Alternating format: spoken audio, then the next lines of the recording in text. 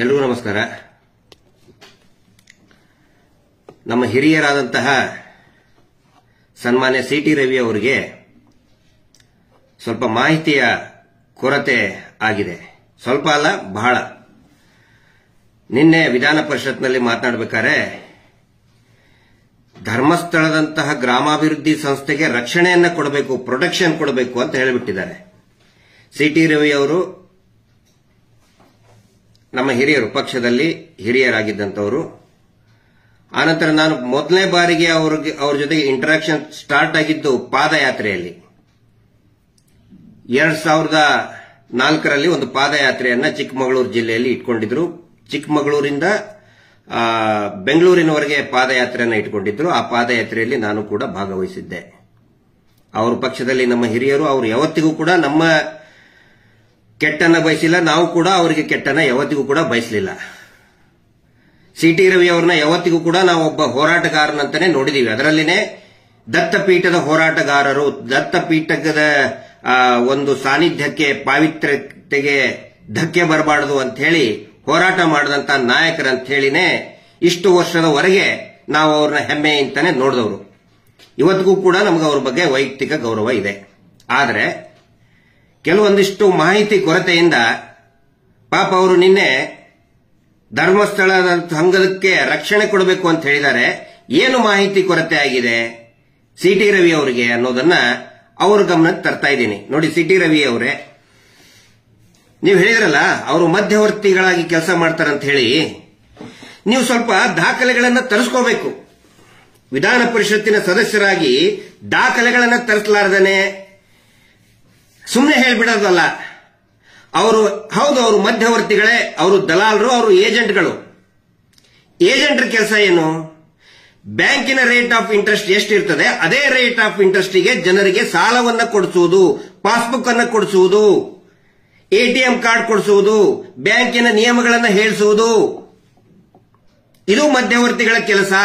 ಆಮೇಲೆ ಆ ಮಧ್ಯವರ್ತಿ ಕೆಲಸ ಮಾಡಿದ್ದಕ್ಕೆ, ದಲಾಲ್ ಕೆಲಸ ಮಾಡಿದ್ದಕ್ಕೆ ಕಮಿಷನ್ ಸಿಗುತ್ತಲ್ಲ, ಆ ಕಮಿಷನ್ ಬ್ಯಾಂಕ್ ಕೊಡುತ್ತೆ. ಅದನ್ನ RBI ಹೇಳುತ್ತೆ. ಇವ್ರು ಏನ್ ಮಾಡ್ತಾ ಇದ್ದಾರೆ? ಬ್ಯಾಂಕಿನಿಂದನೂ ಕಮಿಷನ್ ತಗೊಳ್ತಾ ಇದ್ದಾರೆ, ಜನರಿಂದನೂ ಸೇವಾ ಶುಲ್ಕ ಅಂತ ತಗೊಳ್ತಾ ಇದ್ದಾರೆ. ಸರ್ಕಾರಕ್ಕೆ ಏನು ಕಟ್ತಾ ಇಲ್ಲ. BC ಟ್ರಸ್ಟ್ ಅಗ್ರಿಮೆಂಟ್ ಇದೆ ನನ್ನ ಹತ್ರ. ದಯವಿಟ್ಟು ಸಿ.ಟಿ. ರವಿ ಅವರೇ ತಮಗೆ ಕಳಿಸ್ಕೊಡ್ತೇನೆ. ಮಾಹಿತಿ ಕೊರತೆ ಇದೆ, ತಮಗೆ ಕಳಿಸ್ಕೊಡ್ತೀನಿ. ಏಕಾಏಕಿ ವಿಧಾನ ಪರಿಷತ್ನಲ್ಲಿ ಖುಷಿ ಪಡಿಸೋದಕ್ಕೆ ಹೇಳೋದಲ್ಲ. BC ಟ್ರಸ್ಟ್ ಅಗ್ರಿಮೆಂಟ್ ಕಳಿಸ್ಕೊಡ್ತೀನಿ ತಮಗೆ. ತಾವು ಓದಿ, ಏನಿದೆ ಒಂದು ಟ್ರಸ್ಟ್ ಏನ್ ಮಾಡಬೇಕು ಅನ್ನೋದನ್ನ ಓದಿ. ಅವ್ರದೇ ಅದು ಬೆಳ್ತಂಗಡಿಯಲ್ಲಿ ರಿಜಿಸ್ಟರ್ ಆದಂತಹ ಸನ್ಮಾನ್ಯ ವೀರೇಂದ್ರ ಜೈನ್ ಅವರೇ ಸೈನ್ ಹಾಕಿದಂತಹ BC ಟ್ರಸ್ಟ್ ಇದೆ, ಕಳಿಸ್ಕೊಡ್ತೀನಿ. ಒಂದು BC ಟ್ರಸ್ಟಿನ ಜವಾಬ್ದಾರಿ ಏನೇನು ಅಂತ ಹೇಳಿ. ಮಧ್ಯವರ್ತಿಗಳು. ಆನಂತರ ಇವರು ಏನ್ ಮಾಡಿದ್ದಾರೆ ಗೊತ್ತಾ ಸಿ.ಟಿ. ರವಿ ಅವರೇ? ಇಡೀ ರಾಜ್ಯಾದ್ಯಂತ ಪ್ರತಿಯೊಂದು SHGಗಳನ್ನ ಇವರೇ ಒಂದಿಷ್ಟು ಸಂಘಗಳ ಜನರಿಗೆ ಗೊತ್ತಿರುವುದಿಲ್ಲ. ಸಂಘ ಹೇಗೆ ರಚನೆ ಮಾಡಬೇಕು ಏನು ಅಂತ ಹೇಳಿ ದುಡಿಯುವ ವರ್ಗ ಅದು.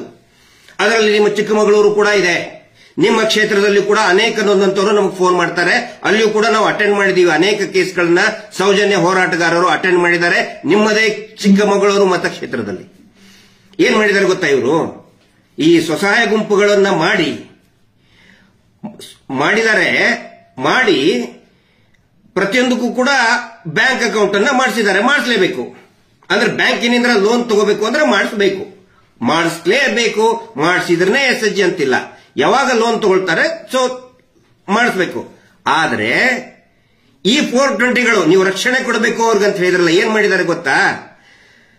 ಈ ರಾಜ್ಯದಲ್ಲಿ ಸುಮಾರು 6,50,000 ಸಂಘಕ್ಕಿಂತಲೂ ಜಾಸ್ತಿ ಇದೆ. ಒಂದು ಫಿಗರ್ ಇದೆ, 6,41,471 ಸಂಘ ನಿನ್ನೆವರೆಗೆ. ಅಂದ್ರೆ ಹಳೆ ಫಿಗರ್ ತೋರಿಸ್ತಾರೆ. ನಮ್ಮ ಹೋರಾಟದಿಂದ ಆಲ್ಮೋಸ್ಟ್ 1,15,000 ನಿಂತಿದೆ.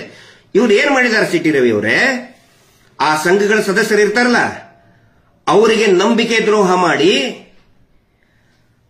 ಒಂದು ಸೈ ತಗೊಂಡ್ಬಿಟ್ಟಿದ್ದಾರೆ. ನೋಡಿ, ನಿಮಗೆ ಸರ್ಕಾರದ ಫೆಸಿಲಿಟಿ ಕೊಡಿಸ್ತೀವಿ, ರಾಜ್ಯ ಸರ್ಕಾರದ ಫೆಸಿಲಿಟಿ ದುಡ್ಡು ಕೊಡಿಸ್ತೀವಿ, ಇದಕ್ಕೆ ಸೈನ್ ಹಾಕಿ ಅಂತ ಸೈನ್ ಹಾಕಿಸ್ಕೊಂಡ್ಬಿಟ್ಟು ಸುಮ್ಮನೆ ಒಂದು ಪೇಪರ್ಗೆ. ಆಮೇಲೆ ಮೇಲ್ಗಡೆ ಏನ್ ಬರೆದಿದ್ದಾರೆ ಗೊತ್ತಾ ಸಿ.ಟಿ. ರವಿ ಅವರೇ?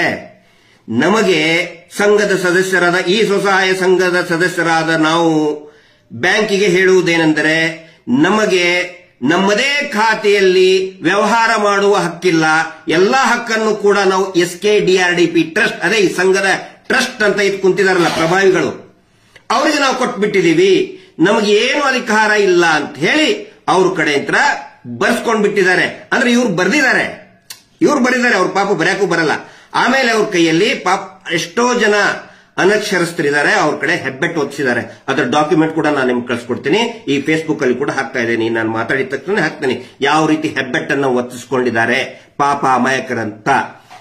ಈ ರಾಜ್ಯದಲ್ಲಿ 6,50,000 ಅಕೌಂಟ್ಗಳಿದೆ. ಸಂಘದ್ದು ಒಂದೊಂದು ಅಕೌಂಟ್ ಅಂತ ಹೇಳಿದ್ರೆ ಮೋರ್ ದನ್ 6,50,000 ಬ್ಯಾಂಕ್ ಅಕೌಂಟ್ಸ್. ಆ ಎಲ್ಲಾ ಅಕೌಂಟ್ ಅನ್ನ ಇವರೇ ಮ್ಯಾನೇಜ್ ಮಾಡ್ತಾ ಇದ್ದಾರೆ. ಇಡೀ ಜಗತ್ತಲ್ಲಿ ನೋಡಿದೀರಾ ಯಾವ್ದಾದ್ರೂ ಒಂದು ಟ್ರಸ್ಟ್ 6,50,000 ಬ್ಯಾಂಕ್ ಅಕೌಂಟ್ ಅನ್ನ ಮೇಂಟೈನ್ ಮಾಡೋದು?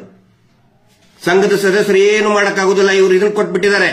ನೀವು ಹೇಳ್ತಿರಲ್ಲ ಇವರು ನೇರವಾಗಿ ಸಾಲ ಕೊಡಿಸ್ತಾ ಇದ್ದಾರೆ ಅಂತ ಹೇಳಿ, ದಯವಿಟ್ಟು ಬ್ಯಾಂಕಿಗೆ ಹೋಗಿ ಸಿಟಿ ರವಿ ಅವರೇ. ಈ ರಾಜ್ಯದ ಯಾವ್ದಾದ್ರೂ ಒಂದು ಬ್ಯಾಂಕಿಗೆ ಸ್ವತಃ ನೀವೇ ಹೋಗಿ ನೇರವಾಗಿ ಒಬ್ಬೇ ಒಬ್ಬ ಗ್ರಾಹಕನಿಗೆ, ಸಂಘದ ಸದಸ್ಯನಿಗೆ ಒಬ್ಬೇ ಒಬ್ಬ, ಇವರು ಹೇಳ್ತಾರೆ 64 ಲಕ್ಷ ಜನ ಸದಸ್ಯರು ಅಂತ ಹೇಳ್ತಾರಲ್ಲ, ಒಬ್ಬೇ ಒಬ್ಬ ಸಂಘದ ಸದಸ್ಯನಿಗೆ ನೇರವಾಗಿ ಬ್ಯಾಂಕಿಂದ ಕೊಡಿಸಿದಾರ ಹೆಂಗೆ ಅಂತ ಕೇಳ್ಬಿಡಿ. ಕೊಡಿಸುವ ಫೆಸಿಲಿಟಿ ಇದೆ, ನೀವು ಹೇಳ್ಬೋದು ಬ್ಯಾಂಕ್ನವ್ರು ಕೊಡಲ್ಲ ಅಂತೇಳಿ. RBIನೇ ಹೇಳಿದೆ, ಕೇಂದ್ರ ಸರ್ಕಾರನೇ ಹೇಳಿದೆ. ಆನಂತರ ಪಂಡಿತ್ ದೀನ್ ದಯಾಳ್ ಉಪಾಧ್ಯಾಯ್ ಅವರ ಅಡಿಯಲ್ಲಿ ನಾವು, ನಿಮಗೂ ಇನ್ಸ್ಪಿರೇಷನ್ ನನಗೂ ಇನ್ಸ್ಪಿರೇಷನ್ ಅವರು, ದೀನ್ ದಯಾಳ್ ಉಪಾಧ್ಯಾಯ ಅವರು.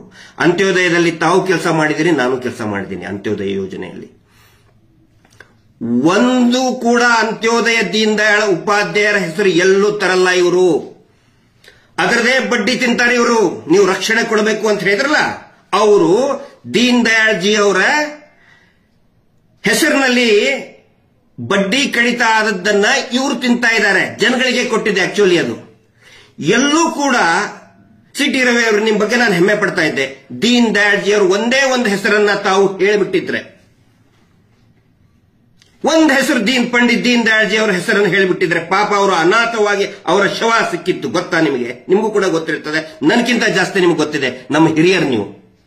ಆದ್ರೆ ಮಾಹಿತಿ ಕೊರತೆಯಿಂದ ಈ ರೀತಿ ಮಾತಾಡ್ತಿರಲ್ಲ, ಏನ್ ಮಾಡ್ಬೇಕು ನನ್ನ ಮಾತವ್ರು? ಲಕ್ಷಾಂತರ ಜನ ಕಾರ್ಯಕರ್ತರು ಏನ್ ಮಾಡಬೇಕು? ಕೆರೆ ಇನ್ನೂ ಬಹಳ ಇದೆ. ಅಯ್ಯೋ, ದಯವಿಟ್ಟು ಏನ್ ಬೇಕು ನೋಡಿ, ಎಲ್ಲಾ ದಾಖಲೆಗಳನ್ನು ಕೂಡ ಬೇಕಾದ್ರೆ ತಮಗೆ ಮಾಹಿತಿ ಕೊರತೆ ಇದ್ರೆ ತರಿಸ್ಕೊಡ್ತೀವಿ. ನಮ್ಮ ಫೇಸ್ಬುಕ್ ಅಲ್ಲಿ ಪಬ್ಲಿಕ್ ಡೊಮೇನ್ ಅಲ್ಲಿ ಹರಿದಾಡ್ತಾ ಇದೆ. ನೀವು ಹೇಳಿದ್ರಲ್ಲ ಕೇಸೇ ರಿಜಿಸ್ಟರ್ ಆಗಿಲ್ಲ, ಅವ್ರ ಮೇಲೆ ಟಾರ್ಗೆಟ್ ಮಾಡ್ತಾ ಇದ್ದಾರೆ ಅಂತ ಹೇಳಿ. ಸುಗ್ರೀವಾಜ್ಞೆ ಆದ್ಮೇಲೆ ಟಾರ್ಗೆಟ್ ಮಾಡ್ತಾ ಇದ್ದಾರೆ ಅಂತ ಹೇಳಿ. ಸುಗ್ರೀವಾಜ್ಞೆ ಆದ ಮೇಲೆ ಅಲ್ಲ, ಸುಗ್ರೀವಾಜ್ಞೆ ಆಗೋಕ್ಕಿಂತ ಮುಂಚೆನೆ ಸಾವಿರಾರು ಜನ ಅವರಿಂದ ತೊಂದರೆ ತಗೊಂಡು ಆತ್ಮಹತ್ಯೆ ಆದಂತವ್ರು ಅನೇಕ ಜನ ಇದ್ದಾರೆ. ದಯವಿಟ್ಟು ಒಂದು ಸಾರಿ ಮಳವಳ್ಳಿಗೆ ಹೋಗಿ ಬನ್ನಿ. ಮಹಾಲಕ್ಷ್ಮಿ ಅವರು ಆತ್ಮಹತ್ಯೆ ಹೆಂಗೆ ಮಾಡ್ಕೊಂಡ್ರು, ಮತ್ತೆ ಕೇಸ್ ರಿಜಿಸ್ಟರ್ ಆಗಿದ್ದು, ನೀವು ಹೇಳಿದ್ರಲ್ಲ ಕೇಸೇ ರಿಜಿಸ್ಟರ್ ಆಗಿಲ್ಲ ಅಂತ ಹೇಳಿ. ಕೇಸ್ ರಿಜಿಸ್ಟರ್ ಆಗಿದ್ದು ಅದೇ ಸಂಘದವ್ರ ಮೇಲೇನೆ ಆಗಿದ್ದು. ಸಿಟಿ ರವಿ ಅವರ ತಿಳ್ಕೊಳ್ಳಿ. ಮಹಾಲಕ್ಷ್ಮಿ ಅವ್ರದ್ದು ಮಳವಳ್ಳಿಗೆ ಹೋಗಿ ಬನ್ನಿ, ಕೆರಗೋಡು ಪೊಲೀಸ್ ಸ್ಟೇಷನ್ಗೆ ಹೋಗಿ ಬನ್ನಿ, ತಿಳ್ಕೊಳ್ಳಿ. ಅಲ್ಲಿ ನೀವು ಕೇಸೇ ರಿಜಿಸ್ಟರ್, ಅದೇ ನಿಮ್ಮ ಮಾಹಿತಿ ಕೊರತೆ. ಎಷ್ಟು ಕೆಟ್ಟದಾಗಿ ಬೈದ್ರು ತಿಳ್ಕೊಳ್ಳಿ ಅದನ್ನ. ಅದು ಬರೀ ಮಹಾಲಕ್ಷ್ಮಿ ಅವರದ್ದು ಒಂದೇ ಅಲ್ಲ, ಈ ರಾಜ್ಯದ ಅನೇಕ ಕಡೆ ಆತ್ಮಹತ್ಯೆಗಳು ಆಗಿದೆ ಅದೇ ಸಂಘದಿಂದ. 43 NCRಗಳಾಗಿದೆ. NCR ಅಂತ ಹೇಳಿದ್ರೆ ಅದೇನು ಅನಾಮತ್ತಲ್ಲ, ಪೊಲೀಸ್ ಠಾಣೆಯಲ್ಲೇ ಅವರ ಮೇಲೆ ದೂರ ಆಗಿದೆ. ನೀವು ಹೇಳಿದ್ರಿ ಧರ್ಮಸ್ಥಳ ಪೊಲೀಸ್ ಠಾಣೆಯಲ್ಲಿನೇ ಸ್ವತಃ ವೀರೇಂದ್ರ ಜೈನ್ ದೊಡ್ಡವರು ಅಂತ ಏನ್ ನೀವು ಪೂಜೆ ಮಾಡ್ತಿರಲ್ಲ, ಅವರ ಮೇಲಿನ ಕೇಸ್ ರಿಜಿಸ್ಟರ್ ಆಗಿದೆ. ಶ್ರವಣ ಬೆಳಗೊಳದಲ್ಲಿ ಕೂಡ ಕೇಸ್ ರಿಜಿಸ್ಟರ್ ಆಗಿದೆ. NCR FIR ಕೂಡ ದಾಖಲಾಗಿದೆ. ನಂಜನಗೂಡು, ಮೈಸೂರು FIR ದಾಖಲಾಗಿದೆ. ತುಮಕೂರು, ದಾವಣಗೆರೆ, ಹಿರಿಯೂರು FIR ದಾಖಲಾಗಿದೆ. ನಾವು ಮಾಡಿಸಿಲ್ಲ, ಯಾರೋ ಟಾರ್ಗೆಟ್ ಮಾಡಿದವರು ಮಾಡ್ಸಕ್ ಆಗುದಿಲ್ಲ. ಯಾವುದೋ ಒಬ್ಬ ಇವ್ರ ಅಗೇನ್ಸ್ಟ್ ಯಾವನೋ ಒಬ್ಬನ ಇದ್ದ ಅಂತಂದು ಹೇಳಿದ್ರೆ ಅವನು ಹೇಳ್ದಂಗೆ ರಾಜ್ಯದ ಜನ ಕೇಳಲ್ಲ. 43 ವಿವಿಧ ಪೊಲೀಸ್ ಠಾಣೆಗಳಲ್ಲಿ ದೂರು ದಾಖಲಾಗಿದೆ. ಸಿಟಿ ರವಿ ಅವರೇ, ಅದರ ಮಾಹಿತಿಗಳನ್ನ ನಿಮಗೆ ಕೊಡ್ತೀವಿ. ಎಲ್ಲಾರ ಕಡೆನೂ ಕೂಡ ಮಾಹಿತಿ ಇದೆ. ಬಹುಶಃ ತಮಗೆ ಮಾಹಿತಿಯ ಕೊರತೆ ಇರಬಹುದು. ತುಂಬಾ ಒಳ್ಳೊಳ್ಳೆ ಕೆಲಸ ಮಾಡ್ತಾರೆ ಅಂತ ಹೇಳಿದ್ರಲ್ಲ, ಮಧ್ಯವರ್ಜನ ಶಿಬಿರ.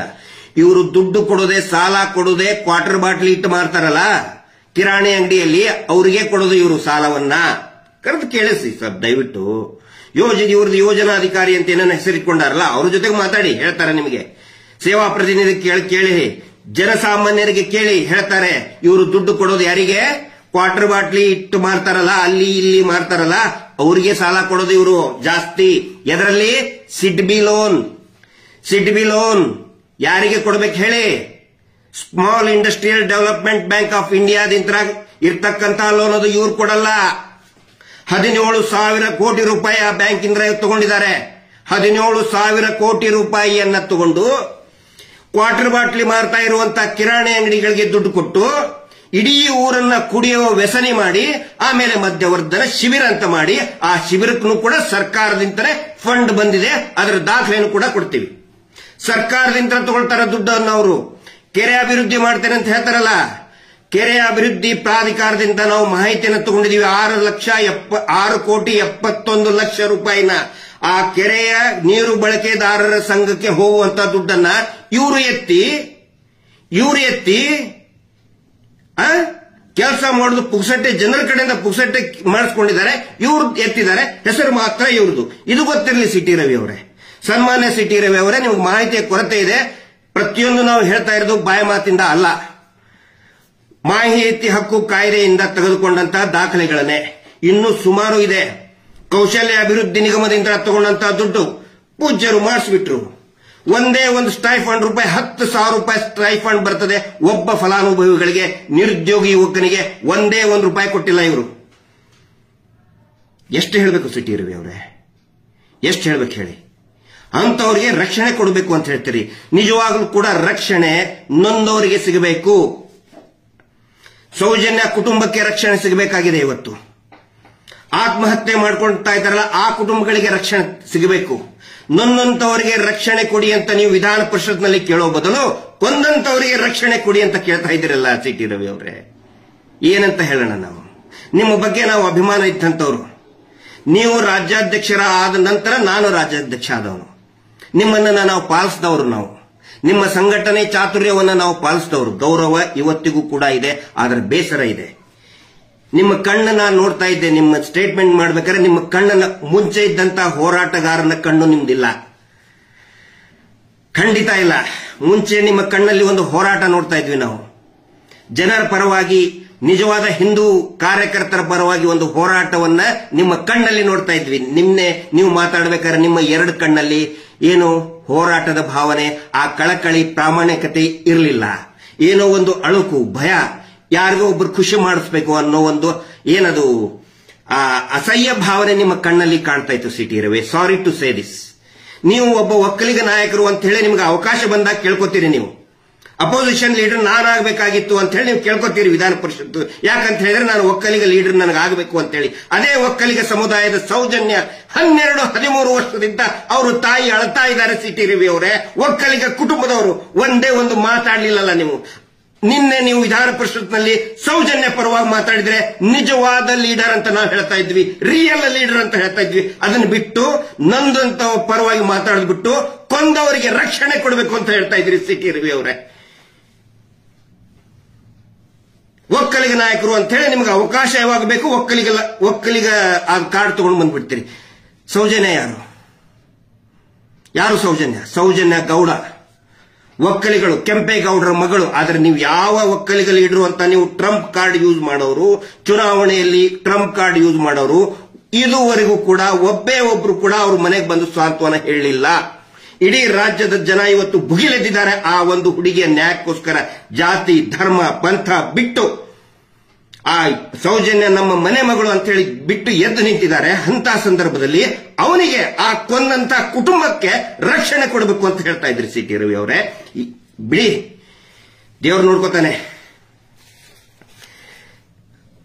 ನಾನು ಶೀರ್ಷಿಕೆಯಲ್ಲಿ ಹಾಕಿದ್ದೆ, ದತ್ತಪೀಠಕ್ಕೂ ಇದಕ್ಕೆ ಏನು ಸಂಬಂಧ ಅಂತ ಕೇಳಬಹುದು ನೀವು. ದತ್ತಪೀಠ ಹೋರಾಟ ಮರೆತು ಬಿಟ್ರೆ ಅದನ್ನ ನಾನು ಮರೆತು ಬಿಟ್ಟಿದ್ದೆ. ಅದನ್ನ ಹೇಳಬೇಕಾಗಿತ್ತಲ್ಲ, ಸ್ಟಾರ್ಟಿಂಗ್ ನಲ್ಲಿ ಹೇಳಬೇಕಾಗಿತ್ತು. ಸಾರಿ. ದತ್ತಪೀಠ ಮರೆತಾರೆ ಸಿಟಿ ರವಿ ಅವರು ಅಂತ ಹೇಳಿ. ಯಾಕೆ ಇದನ್ನ ಹೇಳಬೇಕು ಅಂತ ಹೇಳಿದ್ರೆ, ಎಸ್ಪೆಷಲಿ ತಮಗೆ ಮತ್ತೆ ಜೀವರಾಜ್ ಅವರಿಗೆ, ಚಿಕ್ಕಮಗಳೂರು ಯಾವುದು ನಮ್ಮ ಶೃಂಗೇರಿ ಶಾಸಕರಾದಂತ ಜೀವರಾಜ್ ಅವರು, ನಂತರ ಸುನೀಲ್ ಕುಮಾರ್ ಅವರು, ಕಾರ್ಕಳದ ಶಾಸಕರಾದಂತ ಸುನೀಲ್ ಕುಮಾರ್ ಅವರು, ಎಷ್ಟು ಯಂಗ್ ಬ್ಲಡ್, ಎಷ್ಟು ಯಂಗ್ಸ್ಟರ್, ನಿಮ್ಮಲ್ಲಿ ಎಷ್ಟು ಬಿಸಿ ರಕ್ತದ ಒಂದು ಹೋರಾಟದ ಒಂದು ಏನಂತ ಹೇಳಿದ್ರೆ ಒಂದು ಕಾಳಜಿ, ತವಕ ಇತ್ತು ನಿಮ್ಮ ಹತ್ರ. ದತ್ತಪೀಠದ ಹೋರಾಟದಿಂದ 3 ಜನ ತಾವು ಶಾಸಕರಾದಂತವರು. ಒಬ್ಬರು ಸಿ.ಟಿ. ರವಿಯವರು, ಇನ್ನೊಬ್ಬರು ಜೀವರಾಜ್ ಅವರು ಶೃಂಗೇರಿಯಿಂದ. ಜೀವರಾಜ್ ಅವರ ಕ್ಯಾಂಪೇನಿಗೆ ಅವರು ಗೆದ್ದಂತ ಸಂದರ್ಭದಲ್ಲಿ 3 ಸಾರಿ ಸೋತಿದ್ರು. ಅವರು ಡಿ.ಬಿ. ಚಂದ್ರೇಗೌಡರ ವಿರುದ್ಧ 3 ಸಾರಿ ಸೋತಿದ್ರು. 4th ಟೈಮ್ ನಿಂತಾಗ ನಾನು ಪೂರ್ತಿ ಕ್ಯಾಂಪೇನ್ ಮಾಡಿದ್ದೆ ನಾನು ಜೀವರಾಜ್ ಅವರ ಪರವಾಗಿ. ಬೇರೆ ಬೇರೆ ಸಂದರ್ಭದಲ್ಲಿ ಚಿಕ್ಕಮಗಳೂರು ನಾನು ಯುವ ಮೋರ್ಚಾ ಅಧ್ಯಕ್ಷ ಆದಾಗ ಅದಕ್ಕಿಂತ ಮುಂಚಿನ 2004 ಚುನಾವಣೆಯಲ್ಲಿ ಎಲ್ಲರ ಅದೇ ಸಂದರ್ಭದಲ್ಲಿ ಸುನೀಲ್ ಕುಮಾರ್ ಅವರು ಕೂಡ ಬಜರಂಗ ದಳದಿಂದ ಅಂದ್ರೆ ಒಳ್ಳೆಯ ಒಂದು ಇದರಲ್ಲಿದ್ರು. ಅವಾಗ ಅವರು ಕಾರ್ಕಳದಿಂದ ಶಾಸಕರಾದ್ರು. ಅವಾಗೂ ಕೂಡ ನಾವು ಕ್ಯಾಂಪೇನ್ ಮಾಡಿದ್ವಿ. ನಾವು ಮತ್ತೆ ಪ್ರಮೋದ್ ಮುತಾಲಿಕರ್ ಬಂದಿದ್ವಿ ಅವಾಗ. ಈಗ ಬೇರೆ ಬೇರೆ ರೂಪ ಪಡೆದಿದೆ, ವೈಷಮ್ಯ ಅವೆಲ್ಲ ಅಧಿಕಾರ ಬಂದ ನಿಂತ ನಡೆದಿದೆ. ದಟ್ ಇಸ್ ನಾಟ್ ಮ್ಯಾಟರ್, ಅದನ್ನ ನಾನು ಹೇಳ್ತಾ ಇಲ್ಲ ಇಲ್ಲಿ. ಆದರೆ ದತ್ತಪೀಠದ ಬಗ್ಗೆ ಯಾಕೆ ತಗೊಳ್ತಾ ಇದ್ದೀನಿ ಅಂತ ಹೇಳಿದ್ರೆ, ನಿನ್ನೆ ಸಿ.ಟಿ. ರವಿ ಅವರೇ ತಾವು ಹೇಳಿದ್ರಲ್ಲ, ಇವರಿಗೆ ರಕ್ಷಣೆಯನ್ನ ಕೊಡಬೇಕು ಅಂತ ಹೇಳಿ. ಇವರು ಯಾರಿಗೆ ರಕ್ಷಣೆಯನ್ನ ಕೊಟ್ಟಿದ್ದಾರೆ ಗೊತ್ತಾ ನಿಮಗೆ? ಮೌಂಟ್ ಗಿರ್ನಾರ್ ಬಗ್ಗೆ ಸ್ವಲ್ಪ ಸ್ಟಡಿ ಮಾಡಿ. ಗುಜರಾತ್ನ ಮೌಂಟ್ ಗಿರ್ನಾರ್, ಆ ಗಿರ್ನಾರ್ ಏನಿದೆ, ಯಾವ ರೀತಿ ಕರ್ನಾಟಕದಲ್ಲಿ ಚಂದ್ರದ್ರೋಣ ಪರ್ವತ, ದತ್ತಪೀಠ, ಹಿಂದೆ ಬಾಬಾ ಬುಡನ್ಗಿರಿ ಅಂತ ಇದ್ರು, ನಾವು ಅದನ್ನ ದತ್ತಪೀಠ ಅಂತ ಕರಿತಾ ಇದ್ದೀವಿ. ಅದೇ ರೀತಿ ಗಿರ್ನಾರ್ ಬೆಟ್ಟ, ದ ಫೇಮಸ್ ಗಿರ್ನಾರ್ ಮೌಂಟೇನ್, ಅಲ್ಲಿ ದತ್ತ ಗುರುಗಳು, ದತ್ತಾತ್ರೇಯ ಗುರುಗಳು ತಪಸ್ವಿ ಮಾಡಿದಂತಹ ಅನೇಕ ಸಾಧುಗಳಿಗೆ ದೀಕ್ಷೆಯನ್ನು ಕೊಟ್ಟಂತಹ ಪವಿತ್ರ ಕ್ಷೇತ್ರ ಮೌಂಟ್ ಗಿರ್ನಾರ್. ಆ ತಪ್ಪಲು ಏನಿದೆಯಲ್ಲ, ಈಗ ಅದು ಕಾಂಟ್ರವರ್ಸಿ ಆಗಿದೆ. ಅಕ್ಟೋಬರ್ 1ನೇ ತಾರೀಕು 2023 ಟೈಮ್ಸ್ ಆಫ್ ಇಂಡಿಯಾದಲ್ಲಿದೆ. ದೊಡ್ಡ ಕಾಂಟ್ರವರ್ಸಿ ಆಗಿದೆ. ಯಾರು ಮಾಡಿದ್ದಾರೆ? ಹಿಂದೂಗಳು ಮಾಡಿಲ್ಲ. 7 ಜನ ಜೈನ್ ಅಂತ ಇರುವವರ ಮೇಲೆ ಪ್ರಕರಣ ದಾಖಲಾಗಿದೆ. ಯಾಕಂತ ಹೇಳಿದ್ರೆ ಮಧ್ಯಪ್ರದೇಶ್, ರಾಜಸ್ಥಾನ್, ಗುಜರಾತ್ನಿಂದ ಸುಮಾರು 200 ಜನ ಬಂದು ಅಲ್ಲಿ ಜೈನ ಧರ್ಮೀಯರದ್ದು ಅಂತ ಅವ್ರು ಹೇಳ್ಕೊತಾರೆ. ಹಿಂದೂ ಧರ್ಮದ್ದು ಇದು. ಯಾಕಂದ್ರೆ ಈ ಪುಸ್ತಕದಲ್ಲಿ ಇದೆ, ಇದನ್ನ ನಿಮ್ಗೆ ಕಾಣಿಸ್ಲಿ ಅಂತಾನೆ ಇಟ್ಟಿದ್ದೇನೆ. ತ್ರಿಪುರಾ ರಹಸ್ಯ, ದತ್ತಾತ್ರೇಯ ಗುರುಗಳ ತ್ರಿಪುರಾ ರಹಸ್ಯ. ಇದನ್ನ ನಾನು ಓದು ಅಂತ ನಾನು ಹೇಳ್ತಾ ಇಲ್ಲ ಯಾರಿಗೂ, ಯಾಕಂದ್ರೆ ಇದು ಗುರುಗಳ ಸಾನ್ನಿಧ್ಯದಲ್ಲಿ ಮಾತ್ರ ಇದನ್ನೇನೋ ಓದಕ್ಕೆ ಹೇಳ್ಬೇಕಂತೆ. ತುಂಬಾ ಚೆನ್ನಾಗಿ ಬರೆದಿದ್ದಾರೆ ಇಲ್ಲಿ ದತ್ತಾತ್ರೇಯ ಗುರುಗಳದ್ದು. ಮತ್ತೆ ಪರಶುರಾಮರು ದತ್ತಾತ್ರೇಯ ಗುರುಗಳಿಂದ ದಿವ್ಯ ಸಾನ್ನಿಧ್ಯವನ್ನ ಪಡೆದಂತಹ, ಜ್ಞಾನೋದಯ ಆದಂತಹ, ಅದ್ಭುತವಾದಂತಹ, ಇದನ್ನೊಂದು ಓದಿಬಿಟ್ರೆ ನಮ್ಮ ಎಲ್ಲಾ ಸಂಶಯಗಳು ಹೋಗ್ಬಿಡ್ತವೆ. ಇದರಲ್ಲಿ ಬಹಳ ಸ್ಪಷ್ಟವಾಗಿ ಹೇಳಿದ್ದಾರೆ ದತ್ತಾತ್ರೇಯ ಗುರುಗಳು ಯಾವ ರೀತಿ ಬೋಧನೆಯನ್ನ ಮಾಡ್ತಾರೆ, ದೇವಿ ಮಹಾತ್ಮೆಯನ್ನ ಹೇಳ್ತಾರೆ ಅನ್ನೋದ್ರ ಬಗ್ಗೆ ತ್ರಿಪುರಾ ರಹಸ್ಯದಲ್ಲಿ ಇದೆ. ಮೌಂಟ್ ಗಿರ್ನಾರ್ ಬಗ್ಗೆನೂ ಕೂಡ, ಅಂದ್ರೆ ಹಳೆಯ ಕಾಲದ ಆ ಬೆಟ್ಟದ ಪ್ರಸ್ತಾಪನೂ ಕೂಡ ಮೌಂಟ್ ಗಿರ್ನಾರ್ದಲ್ಲಿದೆ. ದತ್ತಾತ್ರೇಯ ಗುರುಗಳು ಇದ್ದಂತಹ, ತಪಸ್ಸು ಮಾಡಿದಂತಹ ಜಾಗೆಯನ್ನ ದತ್ತಾತ್ರೇಯ ಗುರುಗಳ ಅವರ ಪಾದುಕೆಗಳನ್ನ ಒದ್ದು ಪುಡಿ ಪುಡಿ ಮಾಡಿದ್ದಾರೆ. 200-300 ಜನ ಬಂದು ದಾಳಿ ಮಾಡಿ, ಅದರಲ್ಲಿ 7 ಜನ ಜೈನ್ ಅಂತ ಹೆಸರಿರೋರಿಗೆ, ನಾನು ಹೆಸರಿರೋರಿಗೆ ಅಂತ ಹೇಳ್ತೀನಿ, ಜೈನರು ಧರ್ಮ ಅಂತ ಅಂದ್ಬಿಟ್ರೆ ನನಗೆ ಆಂಟಿ ಜೈನ್ ಅಂತ ಆಲ್ರೆಡಿ ನನ್ನ ಮೇಲೆ ಕೇಸ್ ಮಾಡಿದ್ದಾರೆ, ಜೈನ್ ಧರ್ಮದ ವಿರೋಧಿ ಅಂತ ಹೇಳಿ. ನಿಮಗೆ ಯಾಕೆ ಹೇಳ್ತಾ ಇದ್ದೀನಿ ಸಿ.ಟಿ. ರವಿ ಅವರೇ ಅಂತ ಹೇಳಿ, ದೊಡ್ಡ ಕಂದಕ ಸೃಷ್ಟಿಯಾಯಿತು. ಅವರಿಗೆ ಒಂದು ಅವಕಾಶವನ್ನು ಕೂಡ ಕೊಟ್ಟರು ಈ ಮುಂಚೆ. ನೋಡಿ, ನಾವು ಹಿಂದೂಗಳು ಮತ್ತು ಜೈನರು ಸಹೋದರತೆ ಇದೆ, ಜಗಳ ಆಗೋದು ಬೇಡ, ಹಿಂದೂ ವರ್ಸಸ್ ಜೈನ್ ಆಗೋದು ಬೇಡ ಅಂತ ಹೇಳಿದ್ರು ಕೂಡ ಸಂಘದ ಹಿರಿಯರು ಹೇಳಿದ್ರು. ಗುಜರಾತಿನ ಸಂಘದ ಹಿರಿಯರು, ಸಂಘ ಅಂತ ಹೇಳಿದ್ರೆ RSS, ನೀವು ಸಿ.ಟಿ. ರವಿ ಅವರೇ ಯಾವ ಸಂಘದ ವಿದ್ಯಾರ್ಥಿಗಳಾಗಿ ಕೆಲಸ ಮಾಡಿದ್ದೀವಿ, ವಿದ್ಯಾರ್ಥಿಗಳಾಗಿ ಶಿಕ್ಷಣವನ್ನ ಪಡೆದಿದ್ದೀವಿ, ಅದೇ ಸಂಘದ ಹಿರಿಯರು ಅವರಿಗೆ ಹೇಳಿದ್ರು, ನೋಡಿ ಹಿಂದೂ ವರ್ಸಸ್ ಜೈನ್ ಆಗೋದು ಬೇಡ ಅಂತ ಹೇಳಿದ್ರು ಕೂಡ ಕೇಳದೇನೆ ಇಡೀ ಮಂದಿರವನ್ನ ಧ್ವಂಸ ಮಾಡಿ ಹೋಗಿದ್ದಾರೆ. ಅವರ ವಿರುದ್ಧ ಕೇಸ್ ಕೂಡ ದಾಖಲಾಗಿದೆ. ಅಲ್ಲಿ ಮೌಂಟ್ ಗಿರ್ನಾರ್ ಅಲ್ಲಿ ಪೊಲೀಸ್ ಸ್ಟೇಷನ್ ಅಲ್ಲಿ ಸೆಕ್ಷನ್ 295A 298 ಧಾರ್ಮಿಕ ಭಾವನೆಯನ್ನ ಧಕ್ಕೆ ಮಾಡುವುದು ಮತ್ತು ಧಾರ್ಮಿಕ ಕೇಂದ್ರಗಳನ್ನ ಧ್ವಂಸ ಮಾಡುವಂತಹ ಪ್ರಕರಣ ಆ 7 ಜನರ ಮೇಲೆ ಮತ್ತು ಎಲ್ಲಾ 300 ಜನರನ್ನು ಕೂಡ ವಶಕ್ಕೆ ತೆಗೆದುಕೊಂಡಿದ್ರು. ಇಲ್ಲಿ ನಿಮ್ಗೆ ಯಾಕೆ ಹೇಳ್ತಾ ಇದ್ದೀನಿ ಸಿ.ಟಿ. ರವಿ ಅವರ ಅಂದ್ರೆ, ನೀವು ರಕ್ಷಣೆ ಕೊಡಬೇಕು ಅಂತ ಹೇಳ್ತಿದ್ದಾರಲ್ಲ, ಅದೇ ಮಿಸ್ಟರ್ ವೀರೇಂದ್ರ ಜೈನ್ ಅಲ್ಲಿ ಹೋಗಿ, ಗುಜರಾತಿಗೆ ಹೋಗಿ ತಮ್ಮ ಎಲ್ಲಾ ಇನ್ಫ್ಲೂಯೆನ್ಸ್ ಅನ್ನ ಬಳಸಿ ಅವರಿಗೆ ರಕ್ಷಣೆಯನ್ನ ಕೊಟ್ಟಿದ್ದಾರೆ. ಯಾರು ದತ್ತಾತ್ರೇಯ ಗುರುಗಳ ಪಾದುಕೆಯನ್ನ ಧ್ವಂಸವನ್ನ ಮಾಡಿದಾರಲ್ಲ, ಅವರಿಗೆ ರಕ್ಷಣೆ ಕೊಟ್ಟು ಬಂದಿದ್ದಾರೆ. ಇದೇ ನಿಮ್ಮ ವೀರೇಂದ್ರ ಜೈನ್. ಪತ್ರಿಕೆಯಲ್ಲಿ ವರದಿಯಾಗಿದೆ, ಕನ್ನಡದ ಯೂಟ್ಯೂಬ್ಗಳಿಗೆ ಕೂಡ ಸಂಪೂರ್ಣ ಮಾಹಿತಿ ಇದರ ಬಗ್ಗೆ ನೋಡ್ಕೊಳ್ಳಿ. ಕರ್ನಾಟಕದಲ್ಲಿ ದತ್ತಪೀಠದ ಬಗ್ಗೆ ಪಾದಯಾತ್ರೆ ಮಾಡಿದವರು ನೀವು ಸಿ ಟಿ ರವಿ ಅವರೇ. ಗುಜರಾತಿನ ಗಿರ್ನಾರ್ ದತ್ತಪೀಠದಲ್ಲಿ ದತ್ತಪೀಠವನ್ನು ಧ್ವಂಸ ಮಾಡಿದಂತಹ ವ್ಯಕ್ತಿಗಳಿಗೆ ರಕ್ಷಣೆ ಕೊಟ್ಟಂತಹ ಈ ವೀರೇಂದ್ರ ಜೈನ್ಗೆ ರಕ್ಷಣೆ ಕೊಡಬೇಕು ಅಂತೇಳಿ ವಿಧಾನ ಪರಿಷತ್ನಲ್ಲೇ ನಿನ್ನೆ ಹೇಳಿಬಿಟ್ರಿ ನೀವು. ಎಲ್ಲಿ ಹೋಯ್ತು ನಿಮ್ದು ಹಿಂದುತ್ವದ ಹೋರಾಟ, ದತ್ತಪೀಠದ ಹೋರಾಟ? ನೀವು ಯಾರಿಗೆ ಬೇಕಾದರೂ ನೀವು ಚಳ್ಳೆ ಹಣ್ಣು ತಿನ್ನಿಸಬಹುದು. ಯಾವುದೇ ನಾನು ನಿಮ್ಗೆ ಹೇಳ್ತಾ ಇಲ್ಲ, ಸಾರಿ ಸಿ ಟಿ ರವಿ ಅವರಿಗೆ. ಯಾರಾಗಲೂ ಕೂಡ ರಾಜಕೀಯವಾಗಿ ಏನ್ ಬೇಕಾದರೂ ಭಾಷಣ ಮಾಡಬಹುದು, ರಾಜಕೀಯ ಮಾಡಬಹುದು. ದತ್ತಾತ್ರೇಯ ಗುರುಗಳಿಗೆ, ನಂಬಿದಂತಹ ಗುರುಗಳಿಗೆ ಮೋಸ ಮಾಡಿದ್ರೆ ಬರೀ ಬೀಳ್ತದೆ ಏಟು. ಹಿಂದೆ ಆಗಿದೆ ಹಂಗೆ. ರಾಜಕೀಯವಾಗಿ ನಮ್ಮ ಗುರುಗಳನ್ನ ಬಳಸ್ಕೋಬಾರ್ದು. ದತ್ತಾತ್ರೇಯನ ರಾಜಕೀಯ ಅವರು ಮಾಡಿದ್ರಲ್ಲ, ಅದನ್ನೂ ಒಂದು ಹೇಳ್ಬಿಡ್ತೀನಿ, ಒಂದು ರಹಸ್ಯ ನಿಮಗೆ ಸಿ ಟಿ ರವಿ ಅವರೇ. ಹೋಗಿ ಹಂತಲ್ಲಿ ದತ್ತಾತ್ರೇಯ ಗುರುಗಳ ದೇವಸ್ಥಾನವನ್ನು ಧ್ವಂಸ ಮಾಡಿ ಬಂದ್ರಲ್ಲ, 7 ಜನ ಜೈನರ ಮೇಲೆ ಕೇಸ್ ಆಯ್ತಲ್ಲ, ಅದರ ತಪ್ಪು, ಅಯ್ಯೋ ನಾನೇನೋ ತಪ್ಪು ಮಾಡಿದೆ ಅಂತ ಹೇಳಿ ಗಾಣಗಾಪುರಕ್ಕೆ ಹೋಗಿ ತಪ್ಪು ಕಾಣಿಕೆಯನ್ನು ಕೊಟ್ಟು ಬಂದಿದ್ದಾರೆ ಇವರೇ, ಮಿಸ್ಟರ್ ವೀರೇಂದ್ರ ಜೈನ್. ಕೇಳ್ಕೊಳ್ಳಿ. ಅಂತವರಿಗೆ ರಕ್ಷಣೆ ಕೊಡಬೇಕು ಅಂತ ಹೇಳಿ ವಿಧಾನ ಪರಿಷತ್ನಲ್ಲಿ, ಅದರ ಸಲುವಾಗಿ ವಿಧಾನ ಪರಿಷತ್ನ ಸದಸ್ಯರಾದ್ರ ಅಥವಾ ನಂದೊಂದವ್ರ ಪರವಾಗಿ ಮಾತಾಡೋದ್ರ ಸಲುವಾಗಿ ಆಗ್ಲಿ. ನಾವು ಇನ್ನೂ ಕೂಡ ನೋಡಿ, ಒಳ್ಳೆ ಕೆಲಸ ಮಾಡಿದರೆ ನಿಮ್ಮ ಏಳಿಗೆಯನ್ನ ಬಯಸ್ತವ್ರೆ. ನೀವು ಬ್ಯಾಂಡೇಜ್ ಕಟ್ಟಾಗ ಅಯ್ಯೋ ಪಾಪ ಏನಾಯ್ತು ಅಂತ ಮರುಗದಂತವ್ರು. ನಾವು ಬ್ಯಾಂಡೇಜ್ ಕಟ್ಕೊಂಡು ಹೋರಾಟ ಮಾಡ್ತಾ ಇದ್ರಲ್ಲ, ಅವಾಗ ಅಯ್ಯೋ ಏನೋ ಆಯ್ತು, ಬಿಡಿ ರಾಜಕೀಯದ ಏನಾದ್ರೂ ಇರಲಿ, ಆದರೆ ಏನೋ ರಕ್ತ ಬಂತು, ಏನೋ ಆಯ್ತು ಜೀವಕ್ಕಂತ ಅನೇಕ ಜನ ಪಾಪ ಏನೋ ಅನ್ಕೊಂಡಿದ್ರು. ಅಂತವ್ರಿಗೆಲ್ಲ ಮೋಸ ಮಾಡಿಬಿಟ್ರಲ್ಲ ಸಿ ಟಿ ರವಿ ಅವರೇ. ಆ ಜನಗಳೇ ನೊಂದ್ಕೊಂಡಿದ್ದಾರೆ ಸಿ ಟಿ ರವಿ ಅವರೇ, ಅರ್ಥ ಮಾಡ್ಕೋಬೇಕು. ಯಾರನ್ನೋ ಖುಷಿ ಪಡಿಸಾಕೆ ಇಂಥ ಥರ್ಡ್ ಕ್ಲಾಸ್ ಕೊಂದಂತವನು 108 ಹಗರಣಗಳಿದೆ. 108 ಹಗರಣ ಇರುವಂತಹ ಮನುಷ್ಯನಿಗೆ ಖುಷಿ ಪಡಿಸೋದಕ್ಕೆ ರಕ್ಷಣೆ ಕೊಡಬೇಕು ಅಂತ ಹೇಳಿದ್ರೆ ನಿಮ್ಮಿಂದ ನಾವು ಇದನ್ನ ಎಕ್ಸ್ಪೆಕ್ಟ್ ಮಾಡಿದ್ದಿಲ್ಲ. ಆದರೆ ಒಂದು ಗೊತ್ತಿರಲಿ, ದುರ್ಗೆಯಾಗಿ ಎದ್ದು ನಿಂತಿದ್ದಾಳೆ ಸೌಜನ್ಯ. ಯಾವುದೇ ನಾಟಕ, ಡ್ರಾಮಾ, ಇನ್ನು ಯಾರೋ ಏನೋ ಹೇಳಿಕೆ ಕೊಡೋದು, ಇನ್ನು ಯಾರ್ಯಾರಿಗೂ ದುಡ್ಡು ಕೊಟ್ಟು ಏನೇನೋ ಮಾತಾಡ್ತಾ ಇದಾರಲ್ಲ, ಯಾವೂ ನಡೆಯಲ್ಲ, ಯಾವೂ ಕೂಡ ನಡೆಯೋದಿಲ್ಲ. ಇದನ್ನು ಗೊತ್ತಿರಲಿ. ಯಾಕಂತ ಹೇಳಿದ್ರೆ ಯುದ್ಧ ಶುರು ಆಗಿಬಿಟ್ಟಿದೆ. ಯುದ್ಧಾಯ ಕೃತ ನಿಶ್ಚಯ. ಮಂಜುನಾಥ ಸ್ವಾಮಿ ಎದ್ದು ನಿಂತುಬಿಟ್ಟಿದ್ದಾನೆ.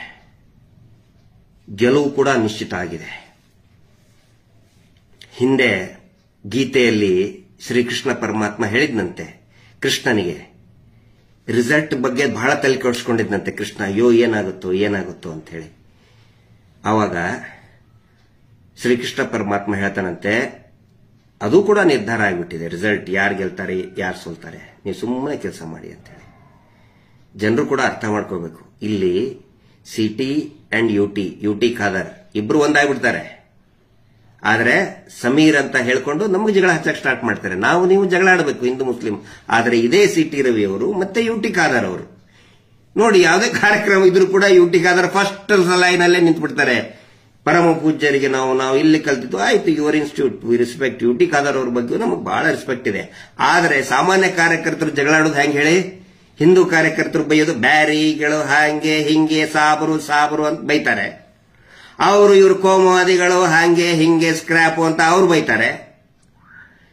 ಇವ್ರ ಲೀಡರ್ ಸಿಟಿ, ಅವ್ರ ಲೀಡರ್ ಯುಟಿ, ಇಬ್ರು ಒಂದಾಗ್ಬಿಡ್ತಾರೆ. ಇವ್ರನ್ನ ರಕ್ಷಣೆ ಮಾಡೋದಕ್ಕೆ ವಿಐಪಿಗಳು ಒಂದಾಗ್ಬಿಡ್ತಾರೆ. ನಾವು ಜನಸಾಮಾನ್ಯರು, ನೀವು ಕಚ್ಚಾಡ್ತಾ ಕೂತ್ಕೋತೀವಿ. ಸಮೀರ್ ಸಾಬ್ರವನು ಇವ್ರು ನಾವು ಹಿಂದೂಗಳು ಅಂತೇಳಿ. ಇದನ್ನ ಅರ್ಥ ಆಗಬೇಕು. ಎಲ್ಲರಿಗೂ ಕೂಡ ಗೊತ್ತಿರಲಿ, ಇವರ ಅಂತ್ಯ ನಿಶ್ಚಿತ ಆಗಿದೆ. ಯಾರು ಏನೇ ಮಾಡಿದ್ರು ಕೂಡ ಇದನ್ನ ತಪ್ಪಿಸೋಕ್ಕಾಗೋದಿಲ್ಲ. ಇಷ್ಟ ಹೇಳಿ ಅರ್ಥ ಮಾಡ್ಕೊಳ್ಳೋರು ಅರ್ಥ ಮಾಡ್ಕೊಳ್ಳಿ. Justice for Sowjanya. ನಮಸ್ತೆ.